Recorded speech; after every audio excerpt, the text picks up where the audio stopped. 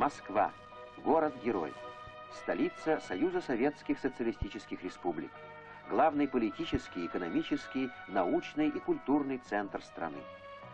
Спасская башня Московского Кремля – символ нашего государства, которое последовательно и неизменно выступает на стороне народов, борющихся за свою свободу, национальную независимость, за мир и социальный прогресс. 18 сентября 1984 года в Москву с официальным визитом по приглашению Верховного Совета СССР прибыла делегация Национального собрания Иордании во главе с членом Сената Ахмедом Махмудом Тарауне. В составе делегации член Сената Али Хасан Ада, члены Палаты депутатов шейх Абдель Баки Джама, Ати Абу Аль-Ис, Халет Абдалла Фаяд, заместитель генерального секретаря Национального собрания Иордании Мухаммед Али Зиян. Гости нанесли визит в Верховный Совет СССР, высший орган государственной власти страны, где их приветствовали председатель Совета Союза Верховного Совета СССР Толкунов, депутат Верховного Совета СССР Канаатов. В ходе беседы отмечалось успешное развитие межпарламентских контактов двух стран, способствующих укреплению дружбы и взаимодействия. После Ленинграда гостям предстояло знакомство с одной из 15 равноправных республик СССР – Советским Таджикистаном. На аэродроме в Душанбе, столице республики, иорданскую делегацию встречали секретарь Президиума Верховного Совета Таджикской ССР Рахимова, председатель Верховного Совета Таджикской ССР Хасанов и другие официальные лица.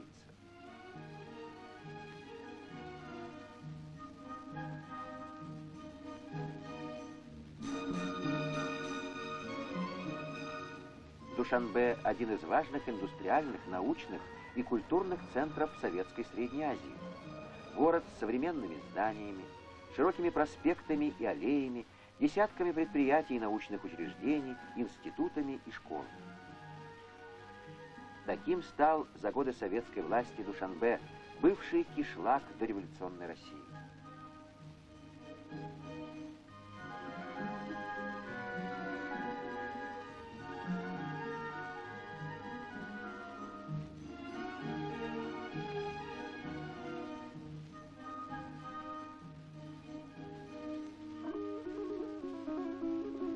Члены делегации ознакомились с прошлым Таджикистана, история которого насчитывает тысячелетия. В конце нынешнего года трудящиеся республики готовятся отметить 60-летие образования Таджикской ССР. Принимая гостей, председатель Президиума Верховного Совета Таджикской ССР Палаев рассказал о достижениях трудящихся республики за годы советской власти, о структуре и деятельности Верховного Совета, его президиума и местных органов власти. Мы питаем глубокое уважение к вашей стране, прошедшей большой и сложный путь развития, сказал в частности Палаев. Главное, что объединяет сегодня наши народы, стремление к сохранению и упрочению мира, справедливому решению международных проблем.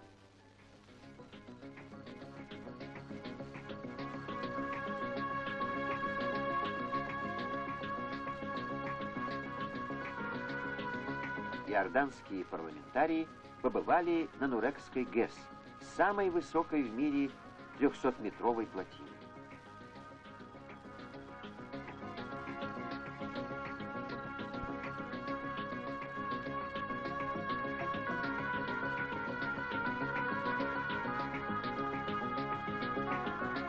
С большим интересом осмотрели гости сооружение уникального электрогидротехнического комплекса, возведенного в горном районе с повышенной сейсмичностью.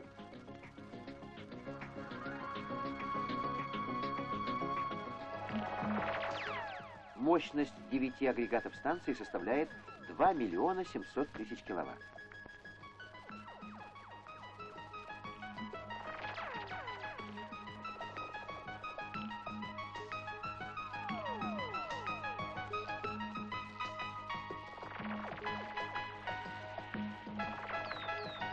В Нуреке парламентарии дружественной страны стали свидетелями национального свадебного празднества.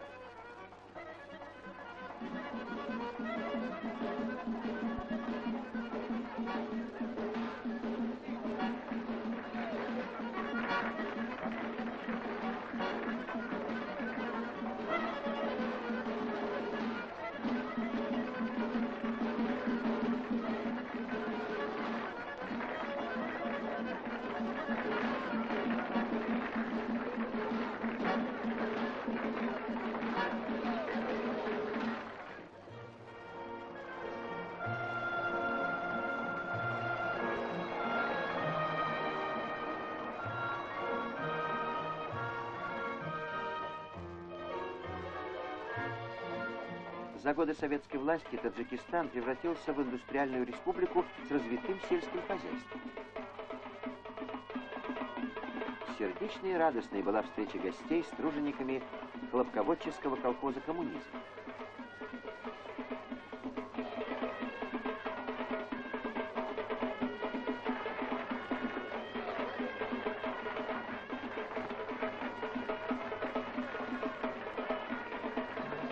Парламентарии Иордании ознакомились с экономикой хозяйства.